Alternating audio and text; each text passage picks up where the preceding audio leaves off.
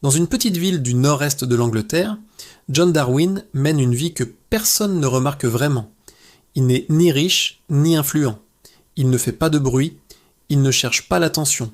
Avec sa femme, Anne, ils vivent dans une maison modeste, dans un quartier où les journées se ressemblent. Ils ont 2 fils, une famille normale. Une routine bien installée, le matin chacun part à ses occupations. Le soir on se retrouve autour de la table. On parle de l'école, du travail, des petites choses, du quotidien, de l'extérieur. Rien ne laisse penser que quelque chose ne va pas. Pourtant, lentement, la situation commence à se fissurer. Les problèmes ne surgissent pas brutalement. Ils s'installent. Une facture en retard. Puis une autre, un crédit difficile à rembourser, des revenus qui ne suffisent pas de plus, les lettres s'accumulent, toujours plus nombreuses, toujours plus pressantes. Au début, John et Anne relativisent. Ils se disent que ça va passer, qu'ils vont s'en sortir, mais les mois passent et rien ne s'améliore. Les discussions changent de ton, on ne parle plus de projet.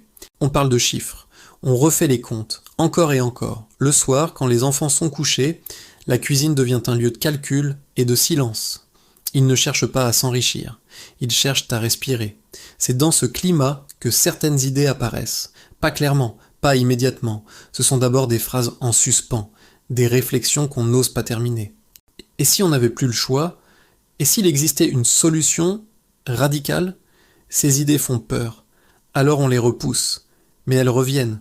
John connaît bien la région. Il connaît la mer. Il sait qu'elle est froide, imprévisible, dangereuse. Il sait aussi qu'elle a déjà emporté des hommes, sans jamais les rendre. Dans cette zone, les disparitions ne sont pas rares. L'idée n'est jamais formulée clairement, mais elle commence à prendre forme. Ce qui frappe, c'est que rien ne se fait dans la précipitation. Tout est réfléchi, le lieu, le moment, les détails. Il ne s'agit pas de disparaître. Il s'agit de disparaître de manière crédible. Un jour, John part faire du kayak, un geste banal, un geste qu'il a déjà fait auparavant. Il ne prévient personne, il ne laisse aucun message. Pour sa famille, c'est une sortie comme une autre. Quelques heures plus tard, le kayak est retrouvé, abîmé, marqué par les rochers, ballotté par les vagues, mais vide. John Darwin, lui, a disparu.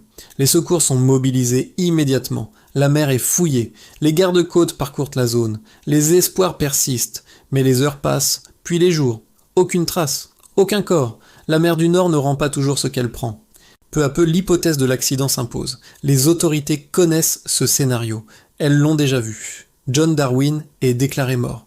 À la maison, la nouvelle est un choc. Anne doit annoncer la mort de leur père à leur fils. Un moment irréversible. Le deuil commence. Les démarches administratives suivent.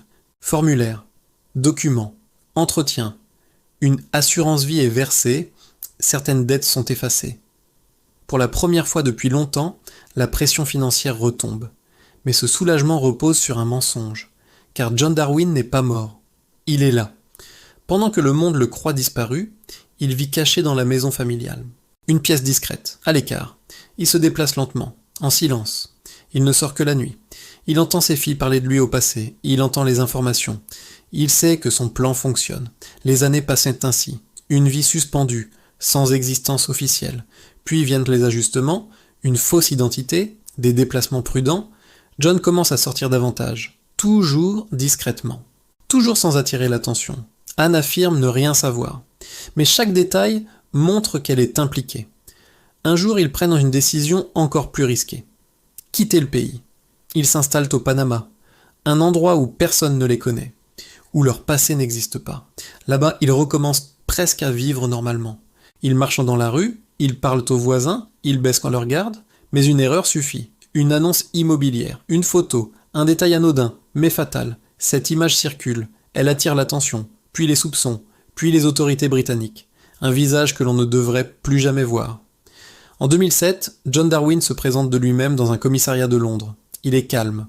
Il dit simplement « Je crois que je suis un homme disparu ». L'enquête révèle tout. La stratégie, les mensonges, la disparition organisée. John Darwin et sa femme sont arrêtés. Jugés, reconnus coupables. Mais le plus lourd n'est pas la peine de prison. Ce sont les conséquences humaines. Leur fils découvre la vérité par les médias. Ils comprennent que leur père n'est pas mort. Il a choisi de disparaître. Ils coupent tout contact. L'histoire devient un scandale national. Aujourd'hui encore, elle est étudiée, documentée. analysée, non comme une légende, mais comme l'exemple d'une disparition pensée lentement, méthodiquement et exécutée sur plusieurs années. Merci d'avoir suivi cette histoire. Si ce format vous a plu, n'oubliez pas de vous abonner pour ne pas manquer les prochaines vidéos.